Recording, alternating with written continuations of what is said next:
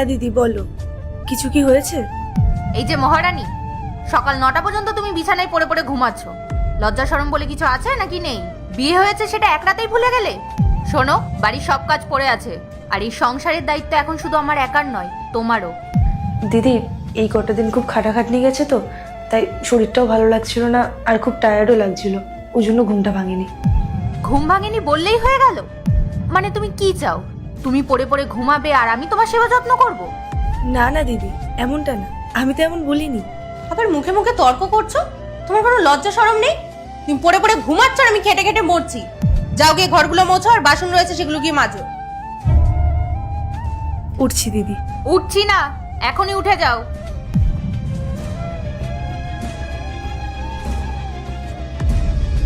এরপর কি হলো সেইটা দেখার আগে তুমি যদি মাকে মন থেকে ভালোবাসো, ভিডিওতে লাইক করে চ্যানেলটি সাবস্ক্রাইব করে দাও। আর যদি না ভালোবেসে থাকো তাহলে লাইক সাবস্ক্রাইব করার দরকার নেই, আর কমেন্টে লিখে যাও মা।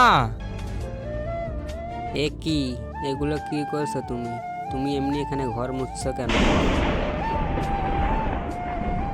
বাড়ির কাজ তো বাড়ির বউদেরকেই করতে হয়, তাই না বলো? বৌদি এসব কি? তুমি সোফায় বসে বসে ফোন চাপছো আর ওকে দিয়ে ঘর মুছাচ্ছ? হ্যাঁ, তাতে কি সমস্যা? বৌদি সবে মাত্র আমাদের কালকে বিয়ে হলো, আর ওকে দিয়ে কাজ করাচ্ছ, তোমার লজ্জা করে না? কেন লজ্জা করবে? আর ও তো বাড়ির বউ। বাড়ির বউ বাড়ির কাজ করবে না তো কে করবে? আর শোনো, এতদিন কিন্তু আমি একাই এই বাড়ির কাজ করতাম। কি হয়েছে? বাড়িতে তো চিৎকার চেঁচামেচি হচ্ছে কেন? নেক্সট পার্ট চাইলে কমেন্ট করো।